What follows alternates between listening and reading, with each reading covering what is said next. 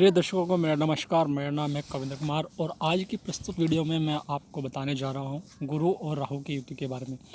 देखिए, जब गुरु और राहु की युति की बात होती है तो सबसे पहले इसमें चांडाल शब्द अवश्य उभर कर आता है। वास्तव में यहाँ चांडाल शब्द कुछ विशिष्ट नहीं है। राहु को जो है ज्योतिष शास्त्र में विद्वानों ने चांडाल जाति का माना गया है। जिस प्रकार से गुरु को एक ब्राह्मण माना गया है, सूर्य को क्षत्रिय, मंगल को भी क्षत्रिय, शनि को शूद्र, इसी प्रकार से राहु की भी एक जाति यहाँ पर तय की गई है जो कि चांडाल जाति से माना गया है। तो इसी प्रकार से गुरु तो गुरु है ही, तो कुल मिलाकर इस युति को गुरु और चांडाल की युति के नाम से जाना जाता है। देखिए, अगर हम कुंडली में जानना चाहते हैं कि यह कुंडली में है या नहीं, तो इसके लिए सबसे पहले हमें कुंडली में देखना होगा कि किसी भी भाव अथवा राशि में एक जगह पर गुरु और राहु यदि स्थित हैं तो यह युति बनती ही बनती है। इसी प्रकार से कई बार इसी युति का या इसके जैसा ही प्रभाव तब भी पड़ता है जब गुरु और राहु की परस्पर पूर्ण दृष्टि हो या और कॉम्बिनेशन हो, तब भी इस युति के जैसे ही प्रभाव देखने को मिला करते हैं जातक को। तो इस प्रकार से यहाँ पर हम अब जान चुके हैं कि ये युति क्या होती है और किस प्रकार से बनती है। इसी प्रकार से यदि अब हम गुरु और राहु के परस्पर गुण धर्मों का जो है विश्लेषण करें तो पता चलता है कि गुरु को जो है ज्ञान, सुख इत्यादि का कारक माना गया है। साथ ही साथ गुरु को नवग्रहों में जो राज्य सभा है उसमें मंत्री का पद जो है दिया गया है। और साथ ही साथ गुरु आकाश तत्व का कारक माना गया है, पुरुष गुण, ब्राह्मण जाति और स्थिर स्वभाव का संतान कारक, सत्व गुण और कफ प्रकृति का माना गया है। इसी प्रकार से जो है अगर राहु की बात करें तो राहु को जो है शनि के स्वभाव जैसा माना गया है अधिकांश तौर पर। इसी प्रकार से राहु छाया का प्रतीक माना जाता है, शत्रु का प्रतीक माना जाता है और जो है सेना का प्रतीक भी जो है राहु को माना जाता है। और इसी के साथ साथ इसमें पुरुष गुण है, वायु प्रकृति है और चर स्वभाव का है। तो यहाँ पर हमने जो है अब दोनों ग्रहों के गुण स्वभाव जान लिए हैं। अब इसी प्रकार से बल्कि जो है हमने जो है विश्लेषण कर लिया है दोनों का। और अब बात करते हैं युति के फलित की। सबसे पहले फलित में मैं आपको नकारात्मक प्रभाव बताऊंगा इस युति का, क्योंकि मुख्य रूप से जो ज्योतिष शास्त्र में और ज्योतिषियों द्वारा जो प्रचलित है, प्रचलित नहीं कह सकते, फलित ही है पीछे से ही, कि ये युति एक नेगेटिव प्रभाव डालती है। लेकिन यहाँ पर विशेष तौर पर मैं इस युति के सकारात्मक परिणाम भी आपको बताऊंगा। ठीक है, तो यहाँ पर मैं आपको सबसे पहले नकारात्मक परिणाम बता देता हूँ। देखिए, राहु और गुरु की युति को जो है चांडाल के नाम से, गुरु चांडाल के नाम से जाना जाता है। इसके पीछे जो दोनों से उत्पन्न नकारात्मकता छिपी हुई है, वो एक जो है इसके पीछे यही मूल कारण है कि गुरु जो है एक सात्विक ग्रह है और राहु एक तामसिक ग्रह है। और जब सत्व और तमोगुण, सतोगुण और तमोगुण आपस में परस्पर मिलते हैं तो यहाँ पर एक जो तीसरा गुण होता है वो रजोगुण उत्पन्न होता है।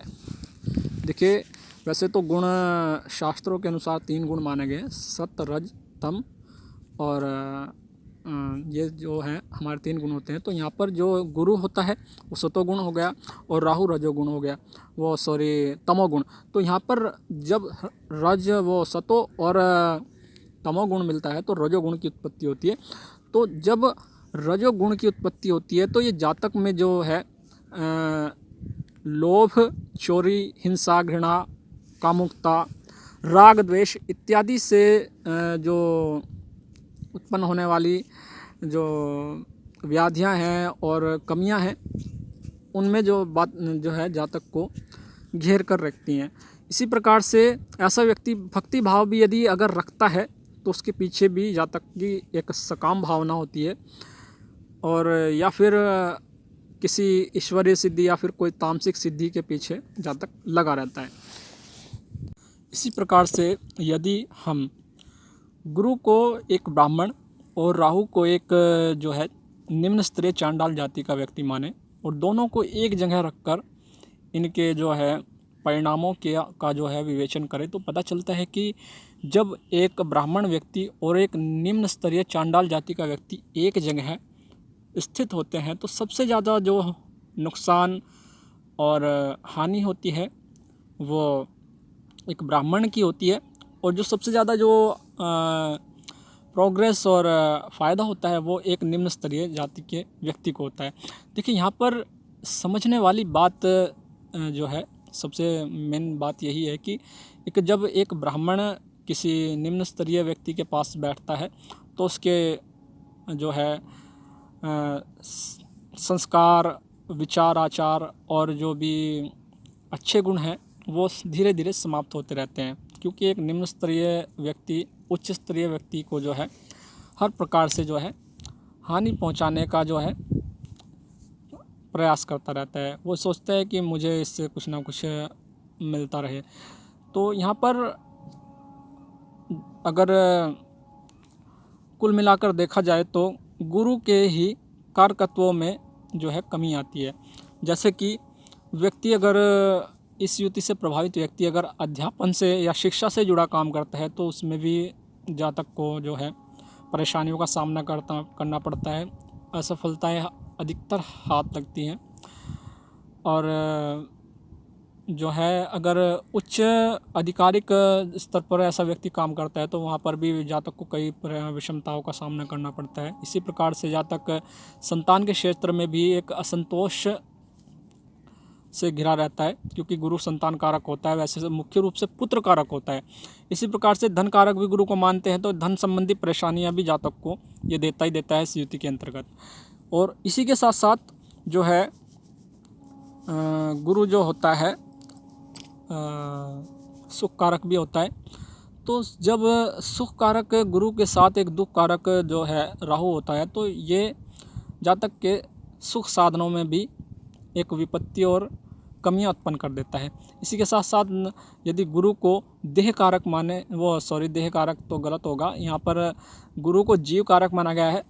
तो अगर गुरु को जीव कारक माने तो और राहु को दुख कारक माने तो ये शारीरिक कष्ट की ओर भी इंगित करता है, अर्थात जातक को शारीरिक जो है कष्ट, बीमारियां और परेशानियां इत्यादि भी ये युति प्रदान करती है।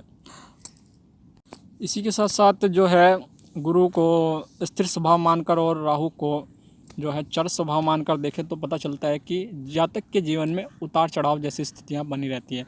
कभी तो जातक की ज़िंदगी एक मोशन पकड़ जाती है, एक गति पकड़ जाती है, लेकिन एकदम से स्थायित्व भी जातक की ज़िंदगी में आ जाने शुरू हो जाते हैं। तो यहाँ पर इस प्रकार की उतार चढ़ाव वाली स्थितियों से परेशान होकर जातक को जीवन में एक असफल व्यक्ति के नज़रिए से देखना शुरू कर देता है। तो यहाँ पर ये भी एक सबसे बड़ा जो है नकारात्मक परिणाम इस युति का देखने को मिलता है। इसी के साथ साथ कुल मिलाकर हम कह सकते हैं कि यहाँ पर गुरु के कारकत्वों की जो है सबसे ज़्यादा हानि होती है इस युति के अंतर्गत। गुरु के कारकत्वों में जैसे ज्ञान, सम्मान, अपमान इत्यादि जातक को देखने को मिलते हैं। अधिकतर ऐसा जातक जो है इस युति से प्रभावित अपमान बहुत जल्दी जो है सामना करना पड़ता है ऐसे व्यक्ति को। अपमान का बहुत जल्दी बेइज्जती होती है ऐसे इस प्रकार के व्यक्ति की। इसी के साथ साथ जो है अब मैं आपको बताऊंगा कि इस युति के जो है सकारात्मक परिणाम क्या होते हैं। ये तो मैंने नकारात्मक परिणाम जो है आपसे शेयर किए हैं, अब मैं बात करूंगा सकारात्मक परिणामों की। आपको याद होगा कि मैंने अभी पीछे आपको बताया था कि यदि किसी ब्राह्मण और एक निम्न स्तरीय व्यक्ति के चांडाल स्तर की जाति के व्यक्ति को एक साथ बैठाएं तो सबसे ज़्यादा जो फ़ायदा होता है वो निम्न स्तर के व्यक्ति को होता है, और सबसे ज़्यादा जो हानि होती है एक ब्राह्मण व्यक्ति की होती है। तो यहाँ पर फ़ायदा क्या होता है निम्न स्तरीय व्यक्ति को, तो यहाँ पर जो है जब किसी उच्च वर्गीय किसी व्यक्ति से निम्न स्तरीय व्यक्ति के जो है संगत होती है, जान पहचान होती है, फिर कांटेक्ट होता है, तो वह हर प्रकार से उससे लाभ लेने के चक्कर में रहता है और अपने ही जाति बंधुओं में उसका सम्मान होता है निम्न स्तर के व्यक्ति का। जैसे लोग कहते हैं अरे यार तू तो बहुत ज़्यादा अमीर लोगों में और ज्ञान वाले लोगों में बैठ रहा है आजकल। तो इस प्रकार की धारणाएं जो है बन जाती हैं एक निम्न स्तर के व्यक्ति के जाति बंधुओं में परस्पर। तो यहाँ पर एक सबसे बड़ा फ़ायदा जो होता है राहु को इसी बात का होता है गुरु के साथ कॉम्बिनेट करने पर। तो यहाँ पर जब राहु और गुरु की युति का जो प्रभाव जातक पर होता है वो अगर व्यक्ति शिक्षण से जुड़ा कार्य करता है, अर्थात अध्यापन से जुड़ा या ज्ञान से जुड़ा या किसी पूजा पाठ से जुड़ा इत्यादि कोई भी कार्य करता है, वैसे तो गुरु से जुड़े काफ़ी कार्य होते हैं, तो यहाँ पर जो है उन्हीं के साथ साथ अगर व्यक्ति राजनीतिक जो क्षेत्र में रुचि रखना शुरू कर दे, उनमें योगदान देना शुरू कर दे, तो काफ़ी जो है ऐसे व्यक्ति को प्रोग्रेस मिलने के चांस रहते हैं। इसी के साथ साथ यदि व्यक्ति अगर शिक्षण क्षेत्र में काम करता है और वो गरीब बच्चों और असहाय बच्चों को शिक्षा देनी शुरू कर दे कुछ समय निकाल कर, तो काफ़ी उसके उन्नति के योग बन जाते हैं। इसी के साथ साथ जो इस प्रकार से एक मैं आपको उदाहरण दे देता हूँ कि गुरु और राहु का परस्पर दृष्टि संबंध जवाहरलाल नेहरू की कुंडली में हमें देखने को मिलता है, जो एक सफल राजनेता कहे जा सकते हैं, ऐसे शिक्षक भी थे वो एक। तो यहाँ पर जो है जवाहरलाल नेहरू की कुंडली एक सशक्त उदाहरण है इस संबंध में। तो इसी प्रकार से आगे मैं आपको बता दूं, वैसे तो जो है गुरु और चांडाल युति जो है जातक को भाग्य और कर्म के बीच वास्तविक फ़र्क बताकर उसके जीवन के वास्तविक लक्ष्य को समझने में मदद करती है। और सबसे बड़ी बात यह है कि जो है जातक जो है सारगर्भित बातें करता है, ज्ञान धर्म इत्यादि से परिपूर्ण भी रहता है ऐसा जातक, और जो है अपने जीवन में काफ़ी कुमार्ग पर चलने वाले लोगों को अच्छा मार्ग भी दिखाता है।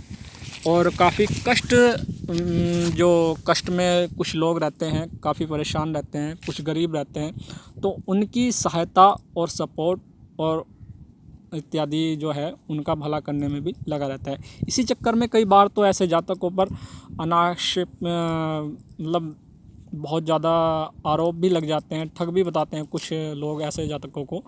तो यहाँ पर जो है जातक को अपनी शिक्षा और ज्ञान का जो है उचित तरीके से जो है प्रयोग करना चाहिए। ये सबसे बड़ी मैं सलाह दूंगा इस युति के जातकों को।